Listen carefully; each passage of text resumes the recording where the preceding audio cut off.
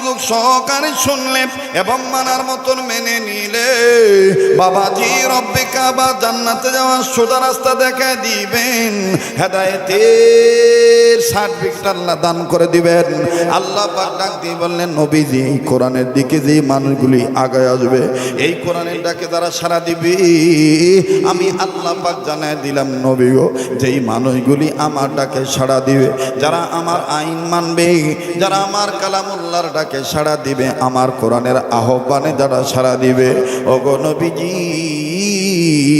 আমি আল্লাহ তাদের দুইটা জিনিস পুরস্কার দেব। আল্লাহ বলেন, ওয়াল্লাহু ইলাল জান্নাতি ওয়াল মাগফিরাতি বিইذনিহি ওয়া ইউবাইয়িনু আয়াতিহি লিন-নাসি লাআল্লাহুম ইয়াতাযাক্কারুন। আল্লাহ বললেন, নবীজি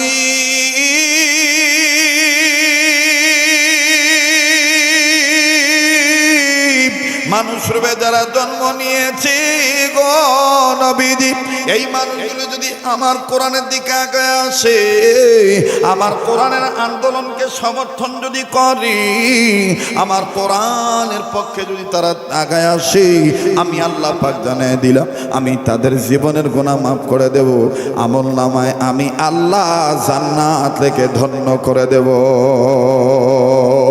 আমাদের মরণ যেন হয়, আমাদের কোরআনের পক্ষে যারা জবান খুলে বলেন, আমাদের মরণ যেন হয়, আমাদের মাইকলা ভাই মাইকের বেসটা একটু কমায় দেন ভাইজান, স্বাভাবিক, হ্যাঁ বাসটা একটু কমায় দেন, স্বাভাবিক আমার কণ্ঠ যেরকম আছে ওরকম দেন।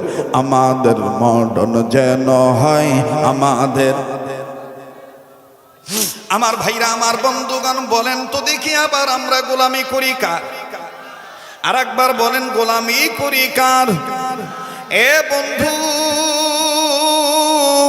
আল্লাহ পাকের গোলামি কাকে বলে? উম্মতের ওলামায়ে কেরামগণ এই জায়গায় বসা আছেন, বাবাজি যে তাফসীর পড়েছেন, দাওরা হাদিস পাশ করেন আর কামিল ক্লাস পাশ করেন না কেন, সকল উম্মতের আলেমদের শরণাপন্ন হয়ে দেখবে আমার বন্ধুগণ, প্রতিটি আলেম একমত হয়ে বলবেন, আল্লাহ পাকের ইবাদত করা ওইটাকে ইবাদত করা বলে, গোলামি করা ওই কাজকে গোলামি করা বলে।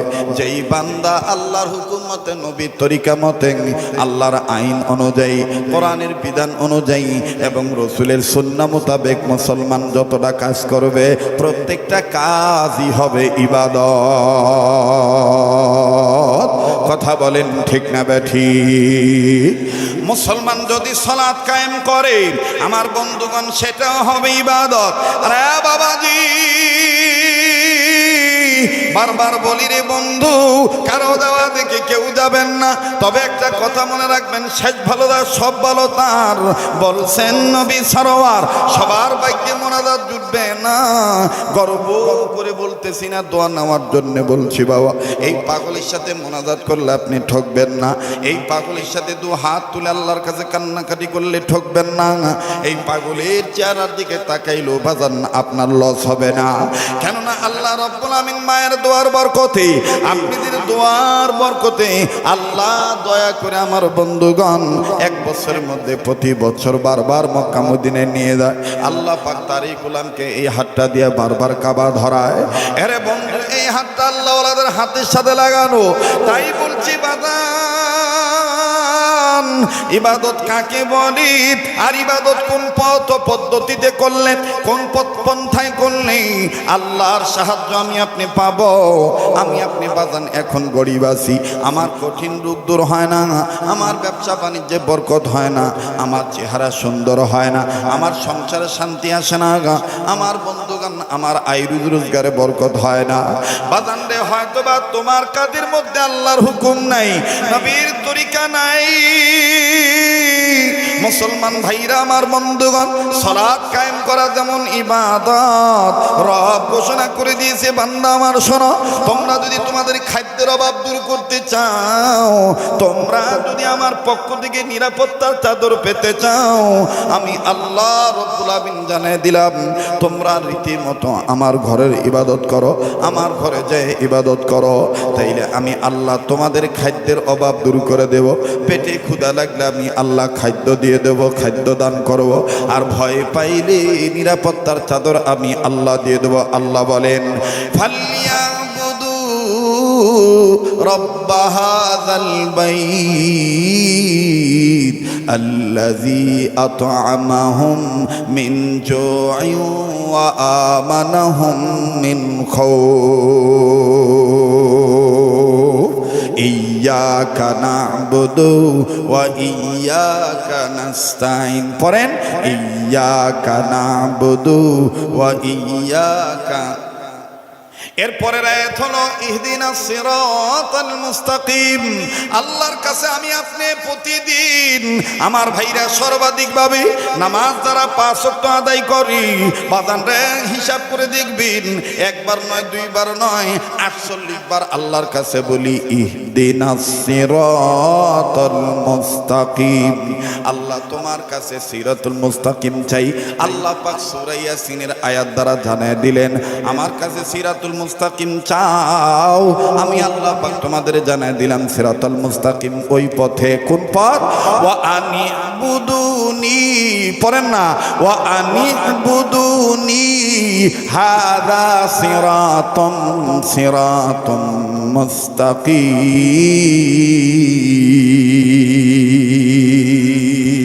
আওয়াজ দিয়ে এখন আল্লাহু আকবার।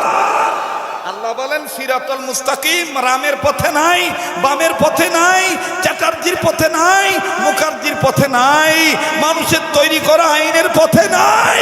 সিরাতুল মুস্তাকিম একমাত্র আমার গোলামির মধ্যে আছে। কার গোলামি? যারা বলেন কার গোলামি? এখন আল্লাহর গোলামির মধ্যে পিতামাতার খেদমত আছে না নাই? বলেন আছে না নাই? নাকি শ্বশুর শাশুড়ি খেদমত বেশি করা লাগবে? মা বাপকে খালি কোনো মতো অসুখ হলে মারে বাপরে, আর শ্বশুরে দেখলে আব্বা, শাশুড়ি দেখলে আম্মা। কথা কয় না? খবর নিয়ে দেখেন, ওর চাই তোর বাপি ভালো ছিল, ওর চাই তো বাপি ভালো ছিল। কষ্ট হইতেছে আপনাদের? আমি যদি আর 20-30 মিনিট বলি, থাকবেন না চলে যাবে? হ্যাঁ, কারা কারা থাকবেন একটু হাত তুলে দেখান তো ইনশাআল্লাহ। নারায়ে তাকবীর, নারায়ে তাকবীর। আল্লাহ কবুল করেন, বলেন আমিন। আচ্ছা ভাইয়ারা, আপনারা আল্লাহর গোলাম হয়ে একটা কথার উত্তর দেন তো, বলেন তো দেখি আমার বন্ধুগণ, সন্তানের ক্ষেত্রে মা বাবার দোয়ার বরকত বেশি না পীরের দোয়ার বরকত বেশি? এই যে আস্তে কথা কয়, সন্তানের ক্ষেত্রে মা বাবার দোয়ার বরকত বেশি না পীরের দোয়ার বরকত বেশি? এবার বলেন, সন্তানের ক্ষেত্রে মা বাবার দোয়ার বরকত বেশি না নবীর দোয়ার বরকত বেশি? এই যে কেউ কইল নবী, পেছ লাগাই দিছে, এখন নবী দেখে ভয় পাইতেছেন। সন্তানের ক্ষেত্রে মা বাবার দোয়ার বরকত বেশি না নবীর দোয়ার বরকত বেশি?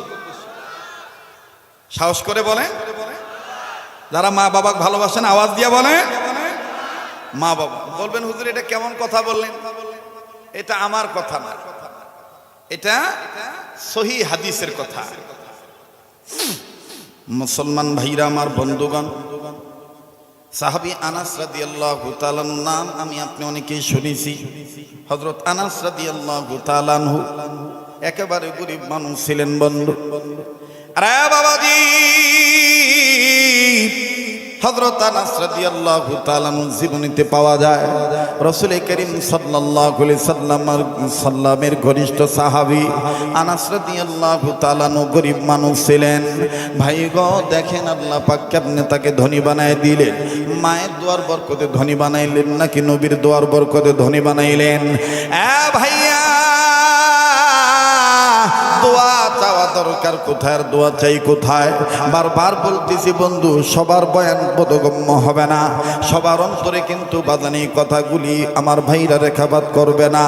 একটু দিলটা নরম করার চিন্তা করবেন বন্ধু। এক ফোঁটা চোখের পানি দেখেন আপনি ফলাইতে পারেন কিনা? আরে ভাইয়া, পর্দার আর মা বোনেরা একটু গভীর মনোযোগী হয়ে শোনা চাই। আনাস রাদিয়াল্লাহু তাআলা আনহু গরিব মানুষ ছিলেন বাবা, তার ক্ষেত্রে দোয়া দেখেন কে করলেন। আর আমার বন্ধুগণ, আল্লাহ পাক দোয়া কেমনে কবুল করলেন?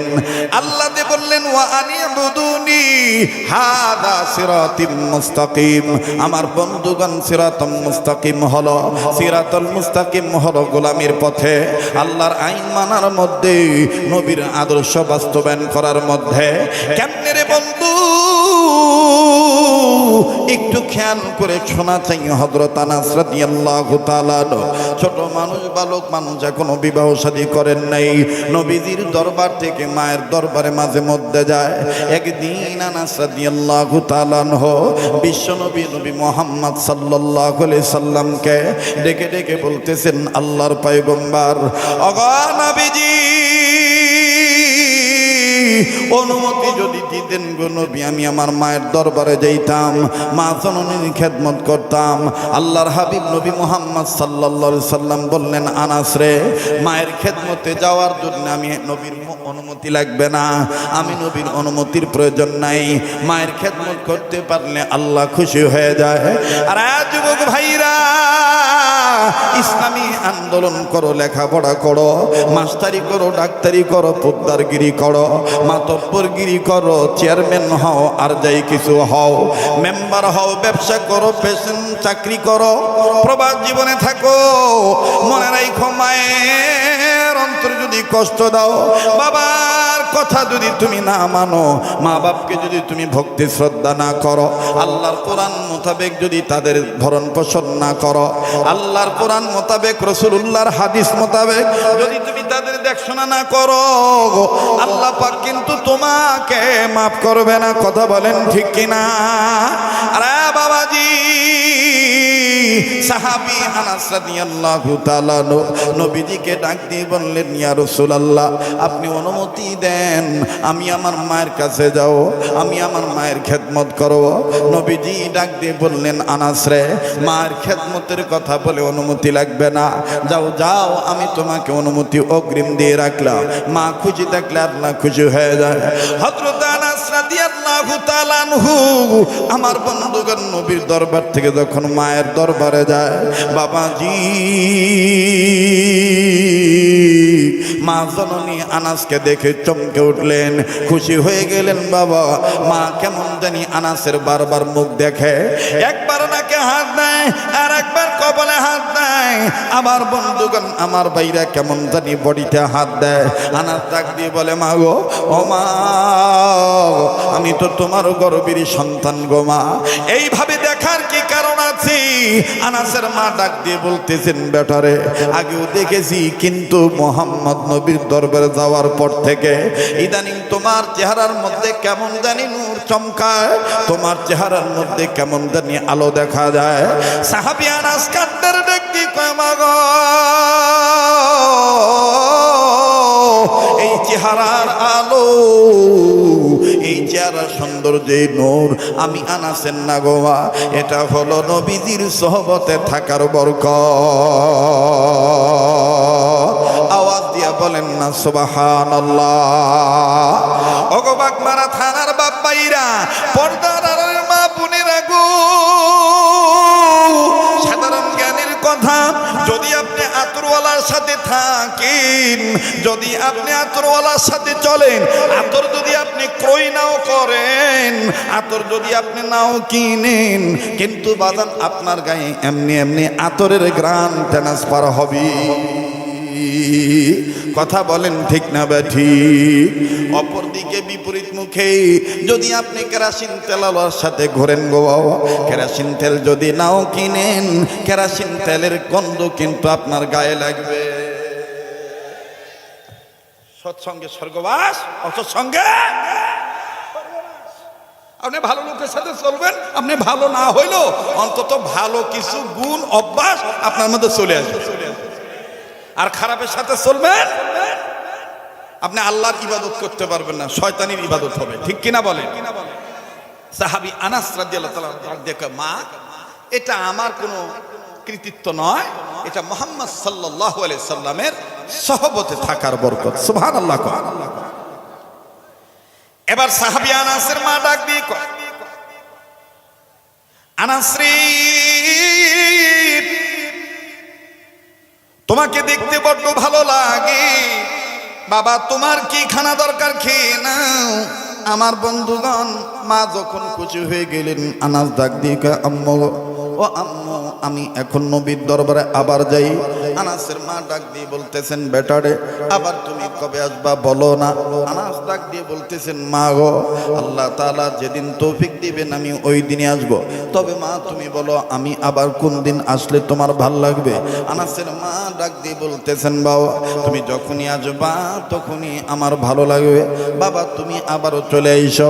সাহাবী আনাস ডাক দিয়ে কয়, মা গো, আল্লাহ তাআলা যদি বাঁচা রাখেন মা, আমি আগামী পরশুদিন আপনার দরবারে আসব, খুব খেয়াল করবেন বন্ধু। এবার সাহাবী আনাস রাদিয়াল্লাহু তাআলা আনহু মাকে খুশি রাখিয়া যখন নবীর দরবারে গেলে, নবীর দরবার থেকে একদিন পরে যখন আবার 2 দিন পরে যখন মায়ের কাছে আসলেন, পরশুদিন তার মানে একদিন পরে যখন মায়ের দরবারে আসে, আরে ভাইয়া, দিন মোতাবেক সময় মোতাবেক সাহাবী আনাসের মা বেটার অপেক্ষায় আছে, বেটা মারা যাবে, বেটাকে আমি দেখব বাবাজি।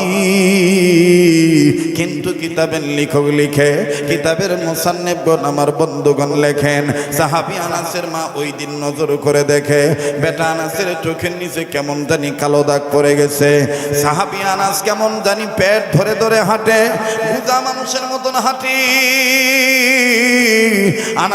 আনাসের মা আল্লাহকে ডাক দিয়ে কয়, আল্লাহ আমার বেটার কি হইল, আমার সন্তান কেন এরকম করে হাঁটতেছে, আল্লাহ আমার বেটার না জানি কোন সমস্যা হয়েছে, আমি জিজ্ঞাসা করবো কাছে পাইলে, দেখি তো আমার বেটা কাছে আসুক। মনে রাখো যুবক বন্ধু, বনে থাকে বনবাদুরি, বাচ্চা ঝোলে তার বুকে, তবু মায়ে বাচ্চা বলে না, পড়লে হাজারো দুঃখে। বিদেশে যদি কারো সন্তান মারা যায়, পশু পক্ষী না জানিতে জানে তাহার মা। কথা বলেন ঠিক না বেঠি? আরে বাবাজি, বেটা বেটির অশান্তি হইলে, বেটা বেটি যদি আমেরিকাতেও থাকি, সন্তান আদিগণ যদি দূরেও থাকি, সন্তানদের বিপদের খবর আল্লাহ পাকের পরপরই জেনে যায় মা আর বাবা। অবাজান লম্বা করার কোনো সুযোগ নেই। সাহাবী আনাস রাদিয়াল্লাহু তাআলা আনহু বিনয় বিনয় যখন হাঁটি হাঁটি পা পা করে, ধীর ধীর কদম দিয়া, আস্তে আস্তে কদম দিয়া যখন মায়ের কাছে গেলেন, মা জননীকে সালাম জানাইলেন, মা সালামের উত্তর দিলেন। এবার সাহাবী আনাসের মা ডাক দিয়ে কয়, বেটারে, তোমার চোখের নিচের কালো দাগ কেন দেখা যায়, আর তোমার মুখটা এত কেন শুকনা, বাবা তুমি কেন বারবার পেট ধরে হাঁটো, ও বাবা তোমার কি কোনো সমস্যা হয়েছে নাকি, বাবা তুমি কি কিছু খাও নাই? সাহাবী আনাস ডাক দিয়ে বললেন, আল্লাহ, এখন যদি আমি বলি আমি কিচ্ছু খাই নাই, আমার মা আমার নবী সম্বন্ধে কোনো মন্তব্য করতে পারে, মনের মধ্যে আমার মা কোনো কথা বলতে পারে নবীর ব্যাপারে, তাই বলি গো আল্লাহ, আমার মা যদি আবার জিজ্ঞাসা করে আমি এমন ভাবে উত্তর দেব নবীর সম্মানও ঠিক থাকবে, আমার মায়ের জবাবও ঠিক হবে। আওয়াজ দিয়া বলেন না সুবহানাল্লাহ। সাহাবী আনাস রাদিয়াল্লাহু তাআলা আনহুর মা আবার ডাক দিয়ে বললেন, বেটারে, তুমি কি খাও নাই বলো রে বেটা। সাহাবী আনাস কান্দার ডাক দিয়ে কয়, মা গো, নবী খাইলে আমি খাই, নবী না খাইলে আমি না খাইয়া থাকি। এবার মা ডাক দিয়ে বলতেছেন, বুঝতে পেরেছি নবী ক্ষুধার্ত, এই জন্য তুমিও ক্ষুধার্ত। এইবার বলো বেটা, তুমি কেন বারবার পেটে হাত দাও? সাহাবী আনাস রাদিয়াল্লাহু তাআলা আনহু কান্দার ডাক দিয়ে কয়, মা গো, আমি পেটে হাত দেই কেন বারবার জানো নাকি? ওই মা, আমি যখন নবীজির দরবার থেকে আজকে আসতেছিলাম, আমি নবীজিকে নজর করে দেখতে পাইলাম নবীজি পেটে যেন পাথর বানতেছে, ছোট্ট ছোট্ট পাথর। আমি নবীর কাছে যা ডাক দিয়ে বললাম, রহমাতুল্লিল আলামিন, ওগো বিশ্ব নবী, বিশ্ব নেতা মুহাম্মদ সাল্লাল্লাহু আলাইহি সাল্লাম, আপনি পেটে পাথর বাঁধতেছেন কেন? সাহাবী আনাসের কথার প্রতি উত্তরে নবী বললেন, আনাস রে, আমার বাড়ির চুলায় অনেক দিন যাবত আগুন ধরে না, ক্ষুধার যন্ত্রণায় পেট খুব জ্বলজ্বল করতেছে, জ্বলতেছে, পেটে খুব যন্ত্রণা হইতেছে, কেমন জানি পেটটা জ্বলাজ্বলি করে, পেটের মধ্যে যন্ত্রণা হয়। তাই আনাস রে, আমি ছোট্ট ছোট্ট পাথর আমি পেটে বাঁধতেছি, পেটের যন্ত্রণা যেন কমে যায়। ও মা, আমি আমার নবীর কাছ থেকে অনুমতি নিয়ে আমি আমার নবীকে ডাক দিয়ে বললাম, নবী গো, আপনি যদি অনুমতি দিতেন তাইলে আমি আপনার অনুমতি প্রাপ্ত হইয়া আমি আমার পেটে পাথর বাঁধতাম। মা গো, আমার নবী আমার অনুমতি দিয়েছে, নবী পেটে পাথর বাঁধছে, তাই আমি আনাস পেটে পাথর বাঁধছি। এবার সাহাবী আনাসের মা ডাক দিয়ে কয়, আল্লাহ গো, তুমি বলেছো ফালা ওয়া রাব্বিকা লা ইউমিনুনা হাত্তা ইউহাক্কিমুকা ফিমা শাজারা বাইনাহুম। ওগো আল্লাহ, তুমি বলেছো, তোমার কসম করে বলেছো, যারা নবীজিকে সকল ক্ষেত্রে বিচারক না মানবে, সব চাইতে বেশি মহাব্বত না করবে, তারা পূর্ণ ইমানদার হতে পারবে না, তারা প্রকৃতপক্ষে গোলাম হতে পারবে না। সন্তানদের দুঃখ দেখলে মায়েরা সহ্য করতে পারে না। কথা কন, দেখবেন আপনি পড়ে যান, আপনি পড়ে যান মানে কোথাও মানে হঠাৎ পড়ে যাবেন, আপনার কাছে যদি আপনার বাপ মা থাকে, অন্যান্য লোকরা ধরবে।